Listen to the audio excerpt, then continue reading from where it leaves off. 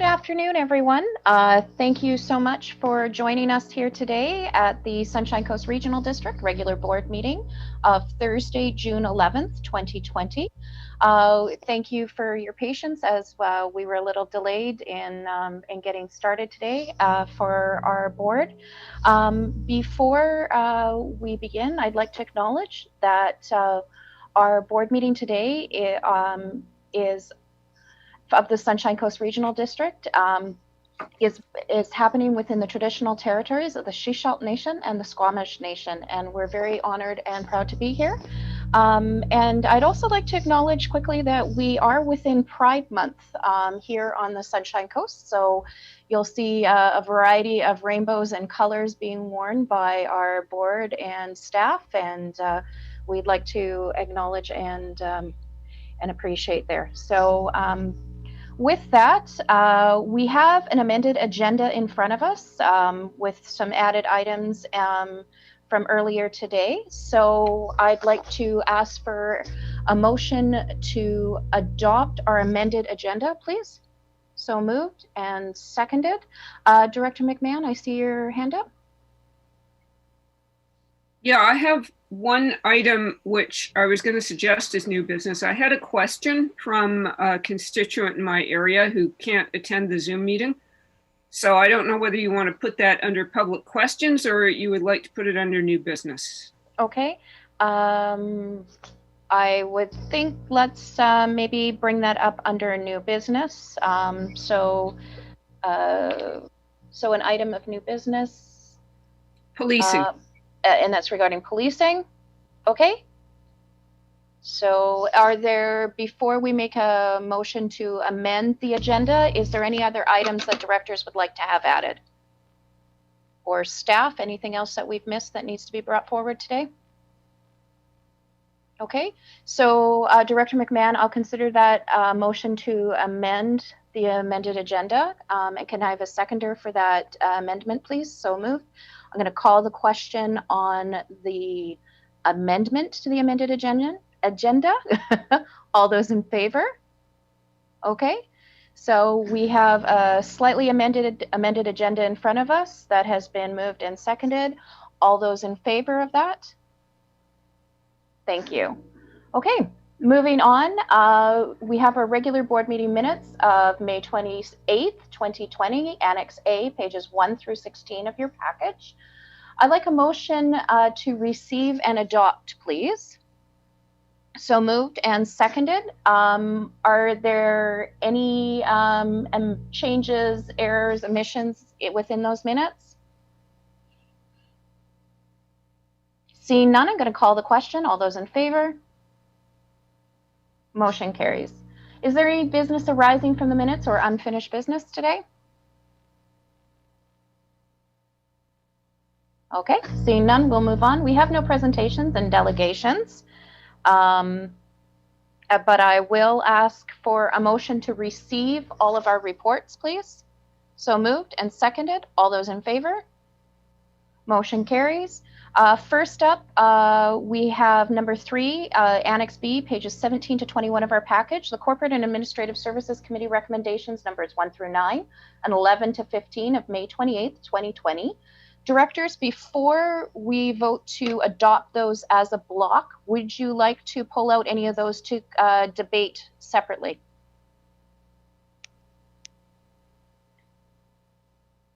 Okay, I'm not seeing anyone.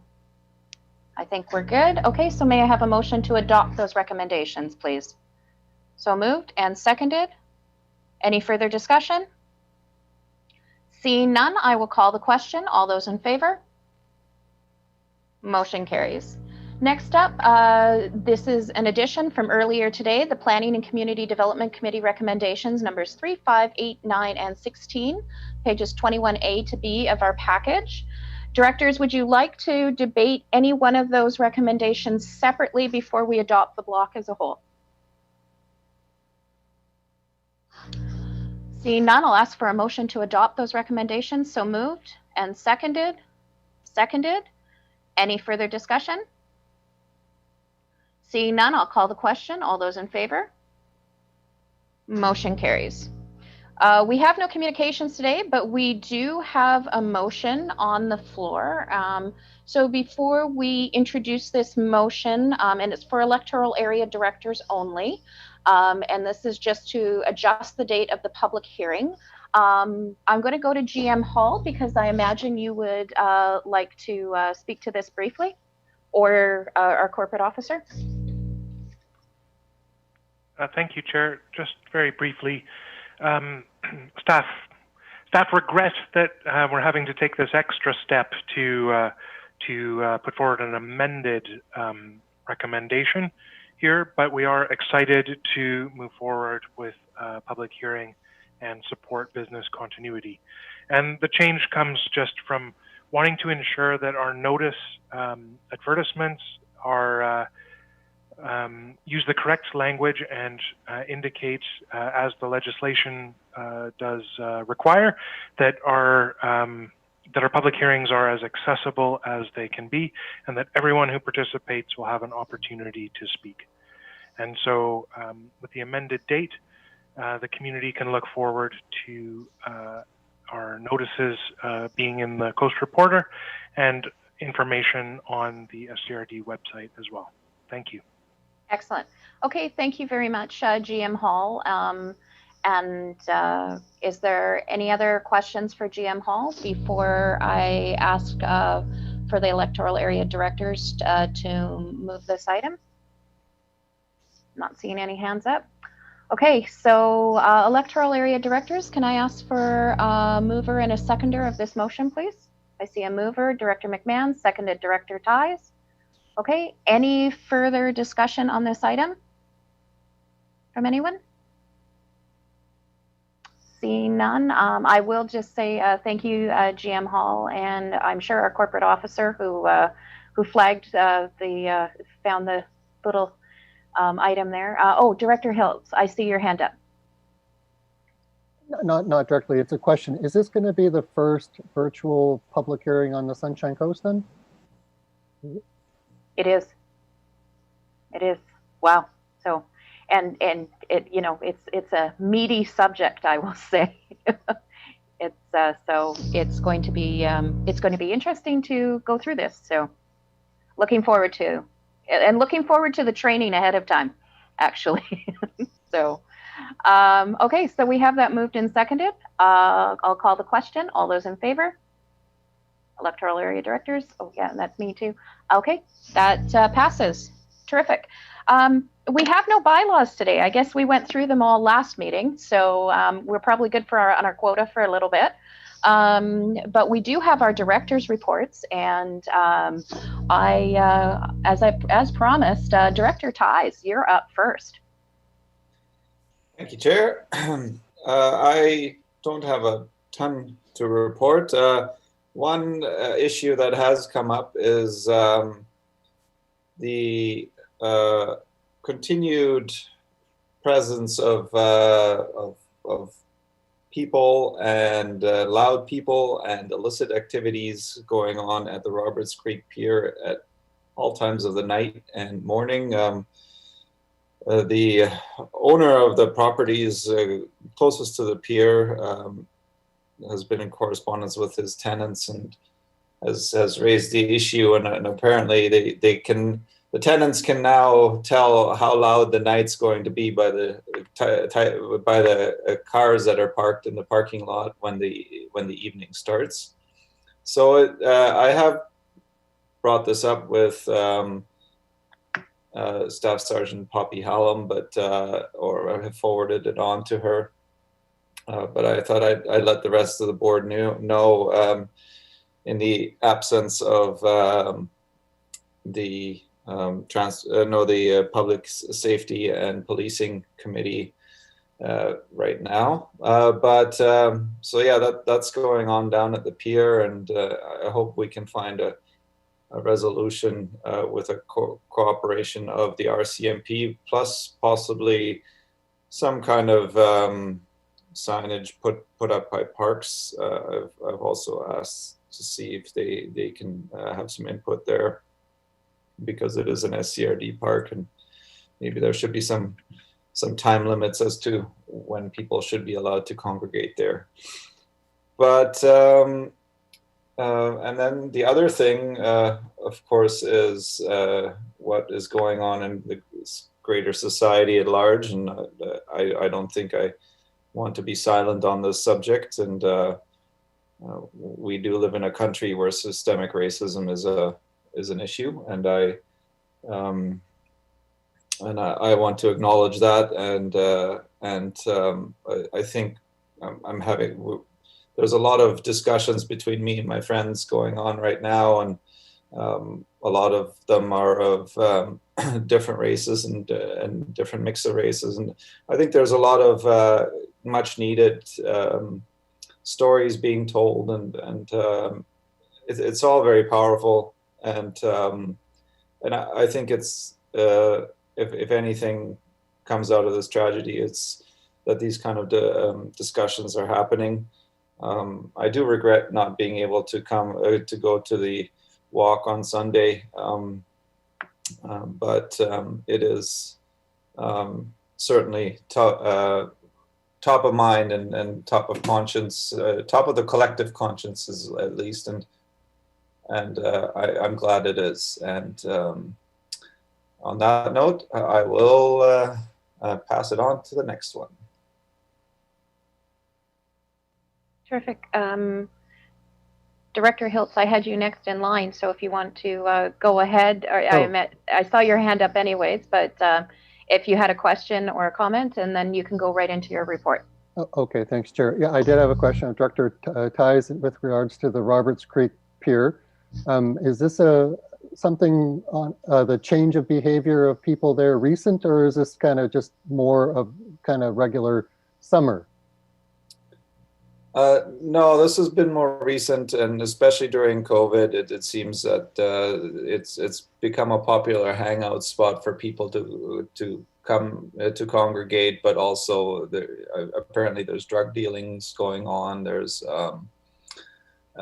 so it seems to have become somewhat of a focal point during this COVID time, and the people living there are afraid it'll only get worse as the summer progresses. And it's been going on I was first contacted about a month ago, so it's been going on for some time now. Thanks for the details. In terms of report, I'm preparing for phase 3 restart, is where I'm figuring out my travel plans, like whether I'll go to Area A this summer or go to Gambier Island this summer. And I would like to thank the chair for organizing the Pride photo that we had on the 4th. It was really terrific to be able to see people other than in little boxes on a screen, that they're full-size people and all this. I really appreciated that. And the other thank you is for the Islands Cleanup Program overview, which maybe because of COVID, it was a possibility for the Islands trustees to participate in being able to ask staff about details. Is their kind of front line over there in terms of the solid waste management. So thanks again for staff for facilitating that. It's really appreciated by myself, the alternate, and the Islands trustees. And yeah, I'm looking forward to June the 30th. Again, thanks to staff for keep adapting to the business continuity and moving forward. And yeah, we're going to get more training on how to make these run smoothly. So thank you. And yeah, it's good to be the first ones on the coast to do it, I suppose. So thank you. Terrific. Thank you very much, Director Hiltz. Next up on my list, I have our director from the Sechelt Nation, Chief Paul. We'd love to hear an update. Well, thank you, Chair. All quiet on the Eastern Front, I guess, as the old saying goes. We're down to a bit of a rhythm now. We've got our meeting schedules all figured out. We had an all-dayer yesterday that went into the wee hours. At least I thought it did. Much like today, we tend to overextend our stay in the chairs, as it were. But we're doing relatively well. We got our return to work program all laid out, and we're starting to collate how all that looks and how all that feels. And I guess pretty much all of it basically ties to the concept of if you are coming back to the office, how do we support? And the real question is, most of the people have children, and are we going to have our day school open? And that's going to be the interesting piece that ends up keeping everybody awake at night, because then you have to try and plan around that. Other than that, we are ready, willing, and yeah, everybody's waiting for for phase 3 to kick in, so we can maybe spread our wings a little more and get out of the house yards. I'm ready. I know that. I got end of the month. I got some more time off, and I intend to go somewhere. I don't know where, but I'm definitely getting first time since this all hit. I'm getting on a ferry, so I'm looking forward to that.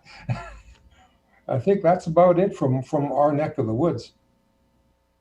And according to the new BC Ferry Directive that starts next week, make sure you have your face mask. Even if you're not wearing it, you still have to be carrying it as of June 15th.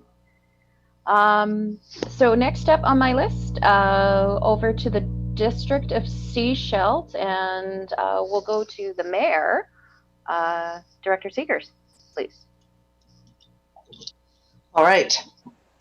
So what I've been up to, there was a youth in care parade. So last year, the Child and Family Development Group did a barbecue. That wasn't on the books this year, so we did a parade. We decorated vehicles and drove around through downtown, up by the high school, some of them then went on to Gibson's to travel around in Gibson's. I was honored to present a certificate to Judy, one of the SCACO members who'd worked for the District of Sechelt for 35 years. She retired.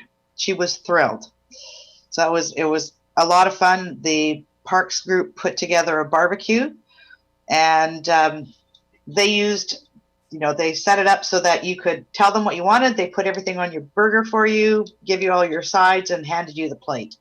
So it was interesting to see how they would actually do that, and they handled it very well.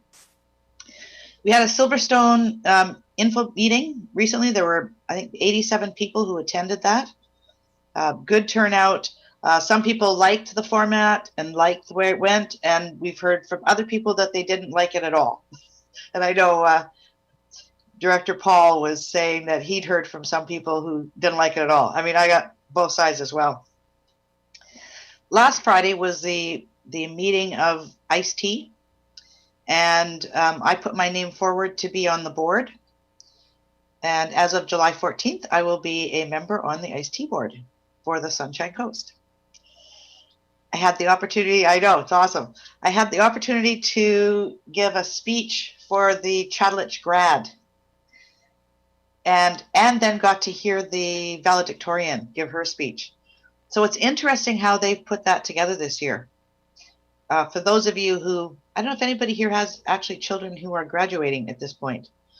What they're doing is they were bringing 14 students at a time in, and they would have them go up on stage, get handed their diploma, and then go off. And they had a welcome from the Sechelt Nation, and me and a few other people videotaped. They're going to put together a videotape at the end, or a DVD at the end. It will be broadcast, and I'll get copies of it as well. And on the 24th of June, when they release it, when they do the write-up or the little speech that they give on each student, they will also then announce who got which scholarships. So students don't know now, but on the 24th will be the reveal, and they all get to find out. I did take part in the protest march on the weekend. I found it very easy in the park to stay physically distanced from everybody else. People were very respectful there. I did find that during the walk, I got uncomfortable, and there were a couple of times when I stepped to the side to make sure that people could go by and I had space. And when it got to one part of it, I actually said, okay, that's enough. I'm done. I'm out of here. So, but I mean, they did a really good job. I'm going to leave it to Chair Pratt to talk about BC Ferries and our meeting with them. District of Sechelt. We opened our offices on June 1st to the public. but only for property tax payments. Staffing, we have 10 staff members who can go in at a time. The senior management team know what the tasks are that they each have to accomplish. And so we actually have to get permission to go in because they're keeping it at that number. I understand they're moving to 15 next week, but I got an email saying that I needed to go in and sign some checks. So I had to request permission to come into the office to sign checks. They gave me permission. So I'll be going in tomorrow for half an hour. That's it. All right, that's all I got. I'm going to leave the rest up to Director Toth. Thank you. Sorry, unmuted myself. Thank you. So let's go up the coast a bit and go to Area A. And Director Lee, please. Thank you, Chair. Been an interesting time. There's a lot of logging going on. Well, proposed. It's not going on yet, but the consulting has been, I would say, admirable. It's been a willingness on everybody's part to see what they can do to help. Just to give you some examples, there's a block that A&A Trading are doing up here. It's called Malaspina Logging, and we don't have a protocol with them unless, of course, they were in the in the water area, the watershed. But they are very interested in talking and making sure that the communities are comfortable with what's happening. In this case, they're working with the Ruby Lake Association. There's a portion of the Sun Coaster Trail there that's particularly pretty. It runs through some old growth forest that actually has never been logged, which is very, very unusual here on the coast. And so I actually walked it, and that's unusual for me to get out and walk that far, but it was actually very nice. And I believe they're going to leave it because the Sun Coaster Trail and that bridge is there. But I'm hoping to confirm that pretty soon. And also there's been consultation ongoing in Egmont. And well, there's still things to talk about. The Scoop Trail right off the bat is protected, and I'm quite comfortable with what's taken place there, and it was excellent. And there is a hydrological study ongoing, and they're talking about ongoing monitoring over the years. I don't know exactly, that's not a requirement, but we'll see if they can figure out somehow to do that. To clarify that, they're talking about North Lake, which is not a community watershed. It's individuals. I believe there's about 30 homes, but they all take the water independently from that lake. But they're very serious about looking at it and seeing what they could do. I'm actually very happy, very, very promising to see things like that happening. I believe a lot is thanks to Saneco and their willingness to work with the community. It's awesome. I really enjoyed the parking lot rainbow meeting. It was great fun. And it made me realize how much I miss the social aspect of us getting together. It's, it's not the same. I mean, it's good to do business this way because we get to look at everybody, but the social aspect, I really do miss it. And up here, we're having some outside social gatherings happening in the community. And because we're a whole bunch of old people, we're very careful to observe the no touching and the distancing. But it's still nice to get some normalcy restored. My son, he's not so thrilled about it all. He says, yeah, sure, block parties are a great idea right now, Dad. So he's probably right, but what the heck? And that's interesting because public assembly is going to be different, and it will be pretty much exactly what we started doing a couple of weeks ago with the beer o'clock and the ladies with their wine o'clock. Outside, chairs 7-8 feet apart, and your smaller gatherings. And I have to say, along the lines of what Andreas said, and I made some notes from the very first presentation, and it's about anti-racism and inclusivity. And she really said something that struck me. And you need strong ways to counter it. And I've always said we need to speak up because we hear it and we're quiet. And that's not, you can't do that. When you hear it, you got to speak up and try and get it stopped. And so she said, neighbors need to know the protocol. And I thought, boy, that's true. And it's something we as a community have been considering, just exactly how you do it without being too obnoxious. and it's how to stand up safely and do it. It's got to be something we can make the norm, and we all know how to do it. I've seen it done here in the community, but it's been done with confrontational, and the person that does it's usually bigger than the other guy. But that shouldn't be. We should all know how to speak up and how to stand up safely, and how to counter racism in all its aspects, because it's prevalent out there. And it's kind of like people will say it behind closed doors, and they shouldn't be saying it behind closed doors. It's just like swearing. If you swear at home, you'll swear in the public. And so you got to stop it everywhere if you're going to stop it. And we all need to do that.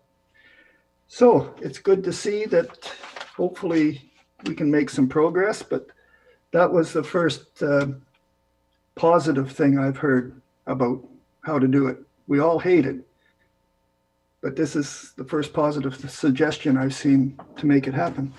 So good, that's my report. Thank you. Thank you very much, Director Lee. I appreciate that. Next up, I have Director Kroll, please. Thank you, Chair Pratt. I, along with Mayor Beamish and his wife, attended the Solidarity March on Sunday. It was an incredibly moving event, and I was happy I was able to attend. I realized there were at times probably people weren't practicing proper social distancing, but most people were wearing masks. I challenge you to find the picture of me in the crowd pictures. But Andreas, Director Ties, Director Lee have mentioned it. It is something I think we really need, to realize that problems exist in our community. We like to pride ourselves on it doesn't happen in Canada, it doesn't happen in our community, but it does. And, just in the course of the COVID outbreak, I've had Asian friends of mine confronted with, things that should just have never been said. And I find it very hurtful to think that stuff like that happens in our community. So I think, as Team Sunshine Coast and leaders in our respective communities, I think we really have to move this challenge that has been put before us to the forefront. And I posted on my Facebook page, it was a very interesting interview with Muhammad Ali that was conducted almost 60 years ago, and nothing's changed. The problems are still there.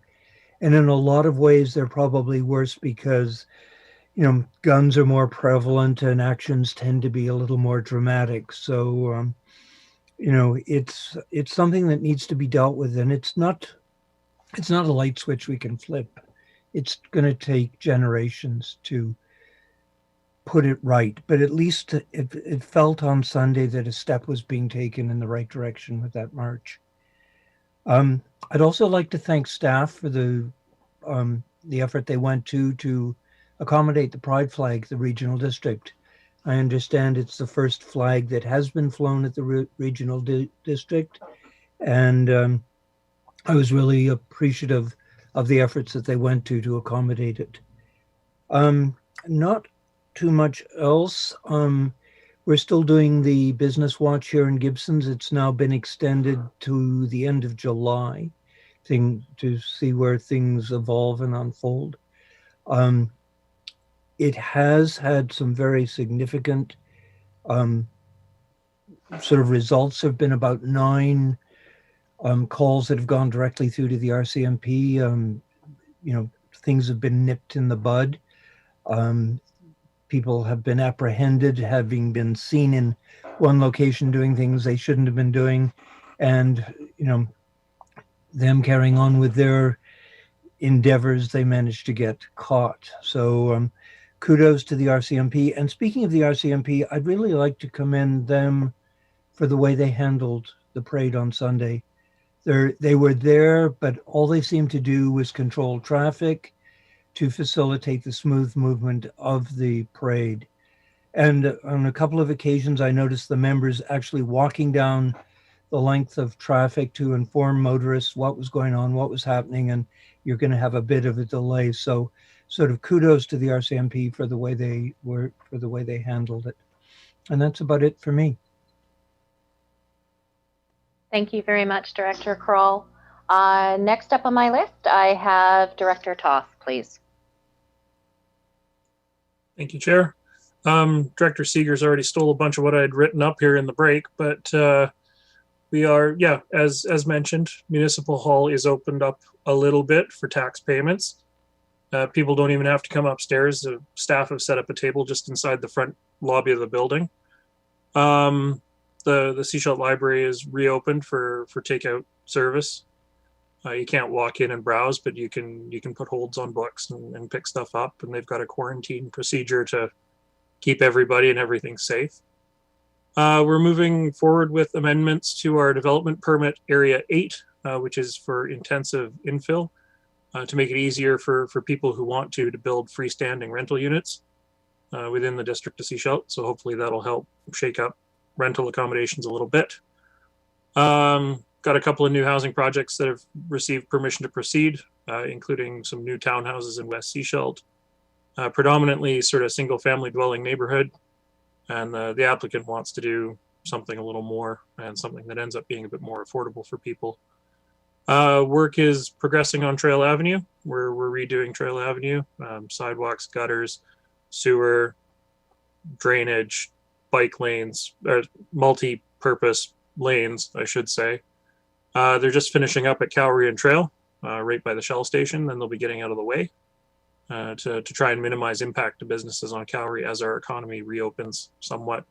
They do have sort of 2 early noise bylaw variances that have been granted to them for, I believe, the 14th and the 15th, so that they can try and get some of that work done before everybody even opens up for the day. And lastly, we appointed Tom Lamb to the Water Supply Advisory Committee as the District of Seashell non-voting liaison. That's really all I have to report. Terrific. Thank you. Sorry, I lost my earphones. Next up, I have Director McMahon, please. Thank you. Zoom. That's what we do these days. I've attended a lot of meetings lately. I've been attending climate caucus meetings. I had a meeting with the AVICC Climate Change Committee, and I've been doing webinars, one with West Coast Environmental Law and another one with the Pembina Institute. I won't go into that right now, but it's interesting. I sat in on the Trellis information meeting. I've sat in on some of the Town of Gibson's meetings. Enjoyed the rainbow photo. Was at the Wood Creek Park Neighborhood Association AGM on Monday night. Also attended the Scredo meeting on Monday. And tomorrow I'll be on the Squamish Nation webinar on how to do business with the Squamish Nation. I appreciate the fact that they're putting on a series of webinars, educational webinars. That's really good. I got my hair cut, really exciting. Went out to dinner at a restaurant. Whoa. However, we are reopening, but normal is not on the horizon, and maybe normal shouldn't be on the horizon. Maybe this is the time that we really, really need to shake up how things are. Facebook has been very lively lately. I was fascinated at the spectacle of many of my white friends rushing to declare that they're all racists. I realize the intention is good. The results are kind of silly. Still, it's an illustration that we're trying to have conversations that we're not very well equipped for, but we need to have them. So at least we're starting.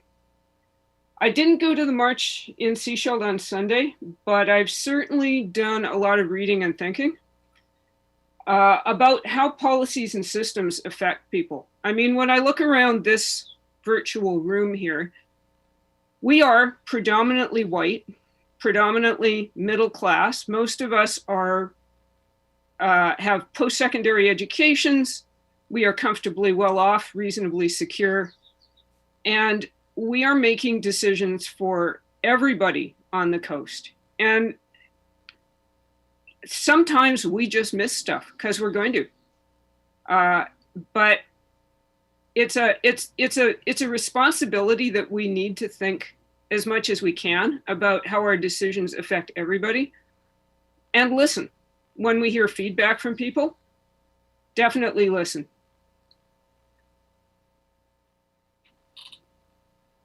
One of the most interesting articles I read about policing is just one example. The article said, the system isn't broken, it was designed that way. And I think that's absolutely true. If you look at a lot of the institutions in our society, they fundamentally haven't changed in 150 years. Somebody coming from 1867 would basically be able to recognize our schools, our churches, our police, our courts, our money, the economy, and even our government. And, you know, the old thing is, insanity is doing the same thing and expecting different results. We are going to have to significantly change our systems if we wish to change the outcomes. And that's a really, really big challenge because we don't have a roadmap for this. We don't know how to do it, but we know that we need to do it. So my thoughts for today. Thank you, Director McMahon. I'm going to start my director's report with the piece of advocacy that the board had tasked the chair and the vice chair with speaking with BC Ferries. We had that meeting this past Monday, and our letter had been delivered last week. Incidentally, the morning of the day that they changed the ferry schedule. So we would, as CEO Mark Collins said, you know, would love to say that we saw your letter and we changed the schedule, but it was already, they had already realized that it needed to be done, so it was already in progress. And a lot of that I'd like to acknowledge the incredible work of our Ferry Advisory Committee. They do an incredible amount of work on behalf of all residents of the Sunshine Coast. And they are the public input link into BC Ferries, so it's important to keep them looped in and make sure that they know what's going on. But I would just like to say a very public acknowledgement of the great work of the Ferry Advisory Committee. And we do have Director Kroll and I both sit on that. Director Kroll is a councillor from the town of Gibsons. We also have Matt McLean from the District of Sechelt as well as myself, and a number of other community members. But to go to the meeting that we had, we also invited Mayor Bill Beamish to join us, as he had an opening in his schedule too. And we of course thanked CEO Mark Collins and VP of Strategy and Community Engagement, Brian Anderson. Thank you, Director Seegers, for writing that down. We had a really good conversation about the schedule and how it goes, and discussed the issue around capacity. the capacity issues, the Transport Canada issuing around COVID-19 is that it has to be 50% passenger or 50% capacity for passengers only. So they can't. Our ferries could still run full deck capacity as long as they don't tip over the 50% passenger capacity. But there's a further caveat in that, and that is they have to make sure that there's additional precautions in place, which is why we're seeing the addition of additional requirement of bringing a face mask on board now for BC ferries starting June 15th. So they have to be able to provide for just in case passengers are not able to be that 2-meter distance. They have it, so now they'll be able to, with requiring everyone to at least have a face mask on them, even if they're not wearing it. They will now be able to go over the 50% capacity as set out by Transport Canada. Director Seegers took some great notes, and so I'm going to give her credit for this because her notes are great, she has forwarded this out to the board, as well as it has been posted publicly on Facebook. BC Ferries is losing between $800,000 and $1 million per day on operations across the organization. They are, so they are hurting. They will add into the schedule if they can make an economic case for it.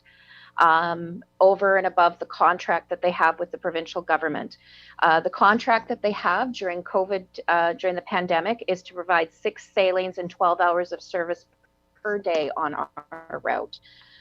If they can make it economically viable, they will, or if they can see an economic reason to add in sailings, they will. They want to make sure the service is provided and that they do break even. They're hoping to break even on the additional ferry sailing that they added in last week. They will keep this up hopefully the whole way through the summer. If there is a need to add on more sailings, they will. But it's got to make economic sense and it has to be financially viable. So also under the other issue that we brought up was the priority boarding. So with the ministerial order during the state of emergency, BC Ferries is actually mandated to provide service for essential services and for ferry destination residents.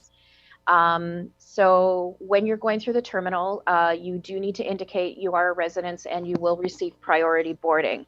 We've heard anecdotally, there's a few glitches with that, but it is being communicated through their organization. So hopefully they'll find a way to making it a little bit more seamless. But I do know we've seen it's not quite as seamless as what we would like right now.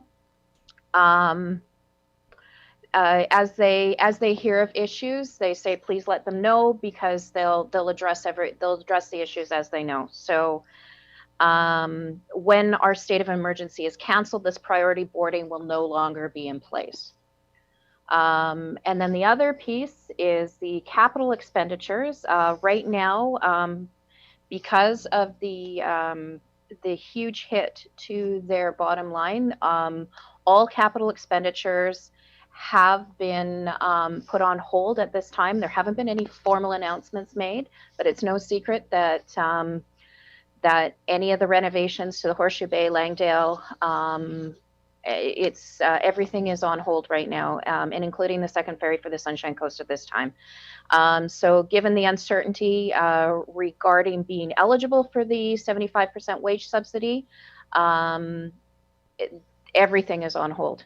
So it was a really good conversation. They were really receptive to the comments we made, and encouraging us to keep them communicated with and continue to give them any feedback that we had. So that's the BC Ferries nugget. That was on Monday. everything else I think has been pretty much touched on. There's a couple of things I would like to acknowledge. First off, with having the Pride photograph, our rainbow photo last week, thank you so much to our corporate officer for going through and getting us our Pride flag, and it was fantastic to see that up there and having that photo. And thank you so much for taking care of that and making that happen. We really appreciate that as a community. And so I know the protocol piece was a little bit to maneuver through, but some quick thinking on our corporate officer's part gave us an additional flag standard that we don't have to worry about protocol on. Sherry, I see that you've unmuted. Did you want to say anything, or? Oh, I just want to mention that Director Kroll actually donated the flag. Yes. So thank you very much to Director Kroll for donating the flag as well, our official Pride flag. So thank you so much for that. But just in general, also, I'd just like to just give my incredible appreciation to our staff, because now as we are entering our reopening operations, and I know it's been a really difficult time for everyone, and just the way our team goes above and beyond, is not afraid to push back when your board is like, okay, well, let's do this, or let's do this, or have the open conversations with us and be candid. We very much appreciate it. It has been I know, a very difficult, challenging time. We are still moving through. We still have a lot more to move through, and we appreciate your commitment and how much you are doing for our organization and our community as a whole. So thank you so much. I was at the march as well. I was there essentially for the rally at Hackett Park, and then I didn't actually do the march. I'm still having issues with my legs, but it was a very moving event, and the whole bringing the issue of racism out into the public realm and having these open conversations, they're long past due. They need to be held so widely, especially as elected community leaders. It's our job and it's our responsibility to not just educate ourselves, but to also help our community through this and help educate our community and find out more. We do know we have racism within our community, and within our local community, across for people of color, within our Indigenous and settler community. And the one thing I can do is pledge that I will do better in my own life, and I will ensure that my family has these conversations, and we will do better as a family. And I will continue to educate myself and continue to look at ways that I can do things differently, and making sure that I am operating in an inclusive manner. And I think in each one of us taking a pledge to do different within our own lives and what we do have influence on, I think we can do better, and we can create a better world. So I will leave it there for right now, because we still have a few more items to get through and a bit of an in-camera agenda. But we do have that one item of new business that Director McMahon brought up. So I will put it over to you, Director McMahon, please. Thank you. I had a question from a constituent. He said, many communities are discussing reducing policing budgets. At the next board meeting, could you please ask the SCRD board where they each stand on the issue of reducing police funding and how they would vote if the issue comes to this community? The question is interesting. The question is topical. And I personally think we might refer it to the policing committee, which is a good place, but I'd like to put it out for the board's consideration. Okay, so thank you, Director McMahon. I'm understanding the constituent is concerned about how funding is allocated and where his political bodies stand with that.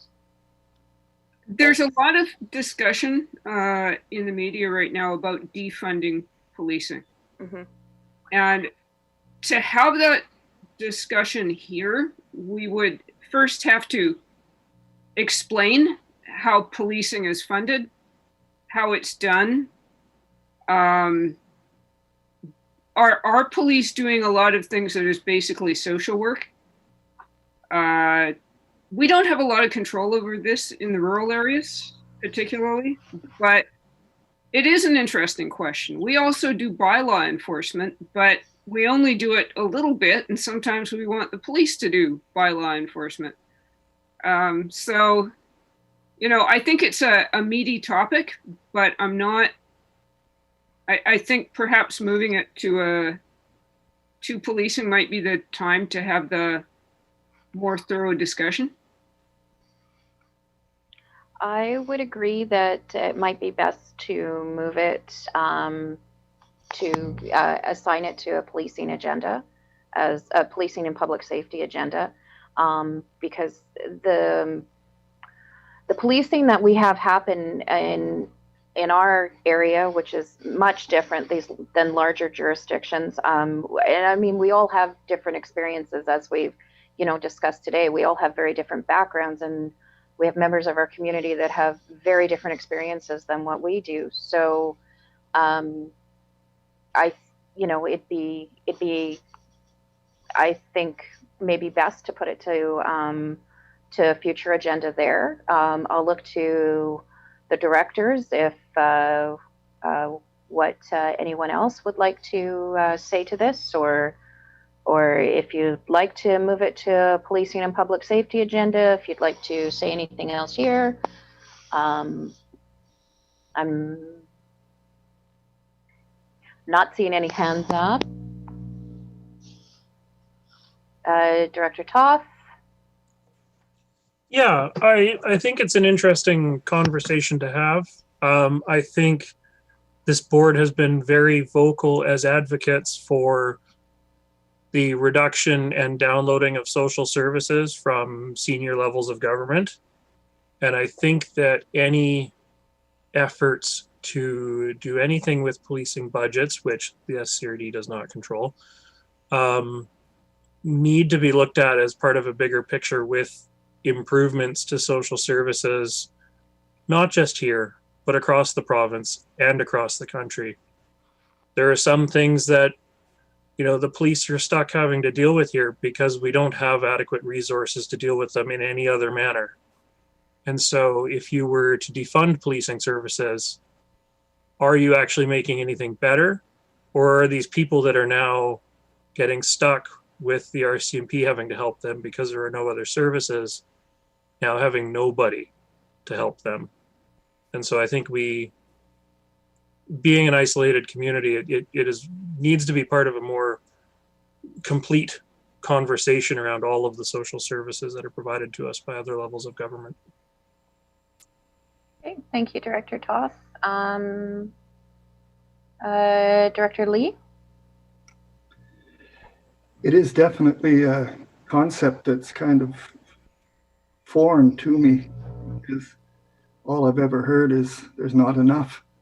So to start talking about cutting it back, I don't know where you would start.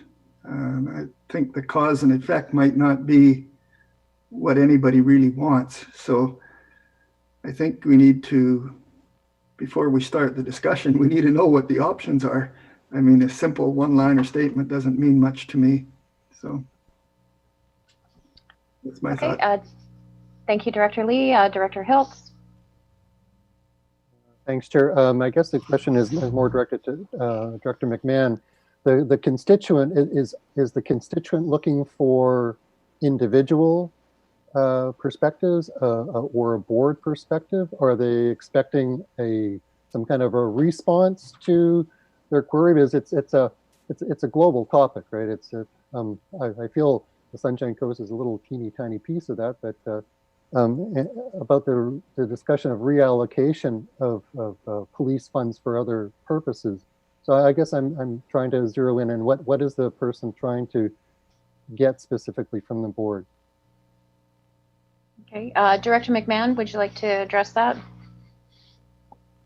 Yeah, well, we don't make those decisions. So it's difficult, I think, for us to directly discuss this. I noticed that the mayor of Vancouver just came out and asked for the province to review policing across BC. Now that's an interesting idea, and we might want to support that in some manner. I don't quite know how that's going to go forward, but we'll see. Because a lot of there was a very good article on CBC the other day showing how many hours that typical police officers spend learning about weapons and how many hours they learn about de-escalating situations.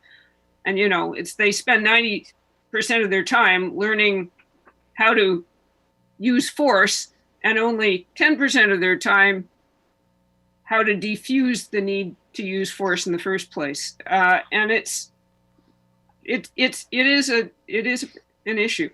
I don't think that we can individually discuss this here at this time, but I do want to see where this is going to go. Okay, thank you, Director McMahon. I'm going to go to Director Seegers, and then I have Director Kroll. This is a really big conversation. Everybody's been bringing out various bits and pieces. We actually had Staff Sergeant Poppy Hallam at our committee of the whole meeting on Wednesday, and she presented their strategic plan, etc. And I mean, there are a number of things that are going on. The RCMP as well are dealing with mental health issues, PTSD. They're being unionized right now, so there's all those kinds of things that are going on. So when a simple question is, do we support police funding or something? I think is what the question is it not? Something like that. I don't think we're paying them enough for what we're asking them to do. They're putting themselves on the front lines all the time. I know what they get paid. They don't get paid a ton of money to do what they're doing. And we are downloading. I mean, how many times have we heard when they pick up somebody who has a mental health issue and go to the hospital, and they're sitting there for 3 or 4 hours with that person because there aren't sufficient staff at the hospital to take on that person they brought in. They're dealing with all of the issues that we have in our communities, and in a place and a time when things can escalate very quickly. One of the things, to your point about negotiation or de-escalation, Staff Sergeant Poppy Hallam said she is a trained negotiator and is continuing to work on bringing additional training here to our staff at the detachment. So continuing looking at bringing that, upping their skills so that they're better equipped to deal with whatever they encounter. Thank you, Director Seegers. Over to Director Kroll, please. Thank you, Chair. Sort of further to, I think, at the root of all this is people have been generally appalled by what they've seen currently on TV, with police reacting with excessive force to situations that probably should have been de-escalated. And I agree that to a great extent, police are not paid enough. It's not a profession that people go into for probably more peacekeeping approaches to things.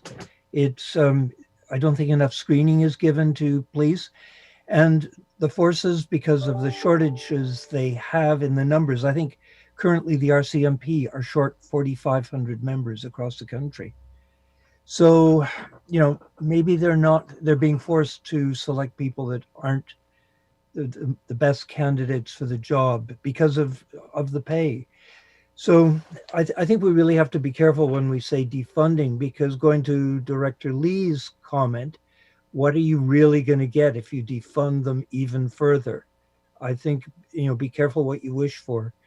I think a lot of issues have been raised because of what's been seen in the media over the past few weeks. And I think there's going to be a lot of soul searching going on. But it is something, it's, above our pay scale. I think Mayor Seegers has greater control within the district of Sechelt, because they are paying for their policing. It's something we're going to be having to deal with in the town of Gibsons coming forward. But I think, the root of it is money. The other problem was that a lot of the police forces were excessively armed after 9/11 because there was this huge terrorist threat, and who's going to deal with it firsthand is the local police departments. And I think to that end, they were excessively armed, which may have given them an excessive sense of power. But I think the public awareness currently is there's going to be a huge reevaluation of the police and what's being paid for. Okay, thank you, Director Kroll. Director Ties or Director Paul, do you want to weigh in on this at this time? Director Paul, I see you unmuted. It's a conversation that goes well beyond this table, I can tell you that. I remember way back in the day when I was growing up here, there was 5,000 people on the coast. There may have been 4 RCMP officers to look after all of us. And back then everybody then was more capable of looking after themselves. The RCMP were only called in as a last ditch resort when things got excessive and out of hand. Back then we were a lot more polite because there was nobody there that was going to backstop you if things went sideways. So there was always a volume of self-awareness. Now it's a whole different story. I absolutely agree with Director McMahon's observation. It's built that way, and we have to do a complete revisit if we want to change. The one thing that COVID has done for us is it's made us very aware of how tenuous our grasp to our current state of enlightenment it truly is. Just the food sourcing alone, for the Sunshine Coast, we can be all at each other's throat in a week because we don't have any more food left. So that is something that should be contemplated and considered. You take a look at all the other pieces of that. It goes on and on. Black Lives Matter, yeah, that raised the awareness, but it's always been there. If any one of the directors here at this table decided to show up in Malaysia and walk down the street, I'm pretty sure they would feel a little out of place, and the level of recognition for your rights would be probably not as prevalent as it is here. I think that we're all very, very fortunate to live in the time and the place that we do at this point, that we can actually have this debate and this discussion. So I think it's a great and wondrous thing, and it's just one more bump in the road and one more challenge that we have to face. Thank you. Thank you, Director Paul. Director Ties, did you want to add any? Yeah, I don't know if I can add too much more. Just general observations. I think, laws are meant to be broken or created to be broken, because otherwise you wouldn't need them. And the police has a thankless and yet very necessary job to uphold them. And it is a very hard position to be in. It is a very difficult job, and it is,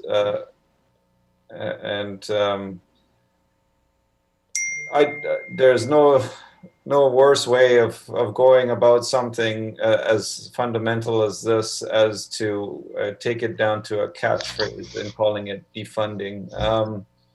This is a complex issue with complex conversations with that needs to be had in a way that where all sides are heard, and I don't think that the police has been given enough of a platform to raise their problems and their issues, which they certainly have, and so I think that such debates need to be had in a collaborative manner, and I think there are some improvements that could be made, but it certainly isn't necessarily with using two-word catchphrases. And that's it for me. Okay, thank you very much. So Director McMahon,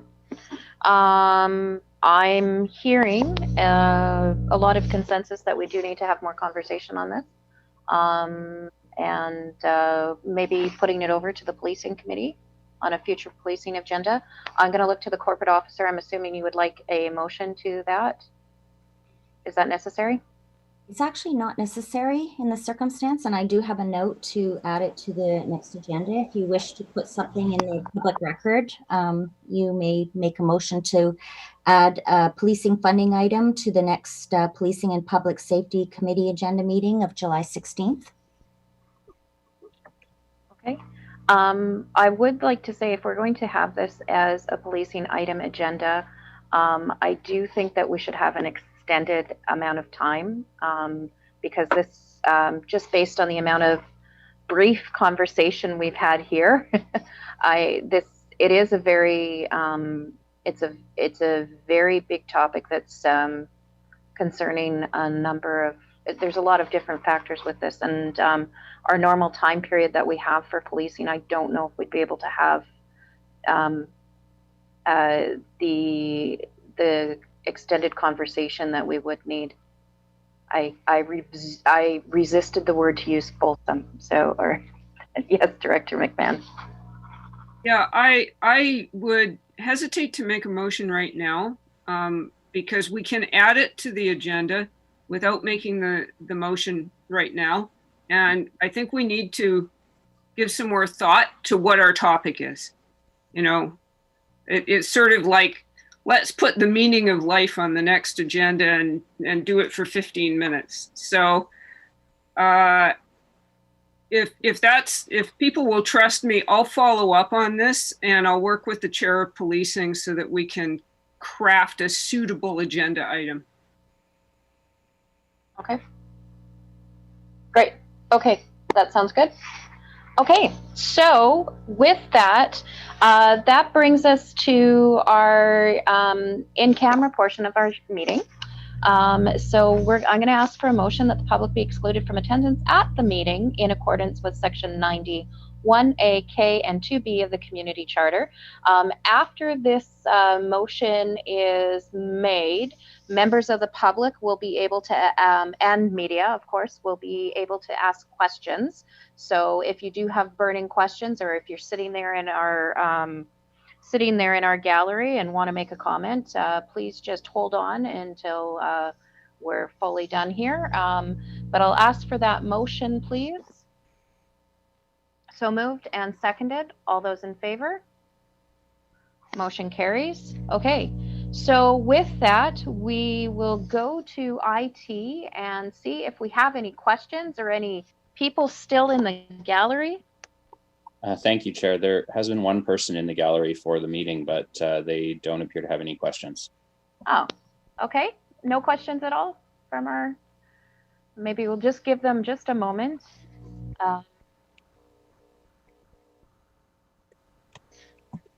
And see if they type out something madly.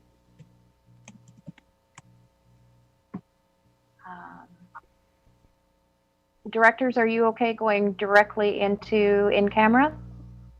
Okay, good. All right. Nothing yet, Bryce? Doesn't look like there's anything coming. Okay. All right. Well, with that, we will go to in camera.